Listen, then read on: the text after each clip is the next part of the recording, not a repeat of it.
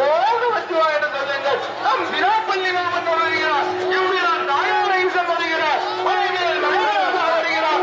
Namachivaya Om Namachivaya. தாயாரீசனுக்கு Arora, தாயாரீசனுக்கு Arora, தாயாரீசனுக்கு Arora.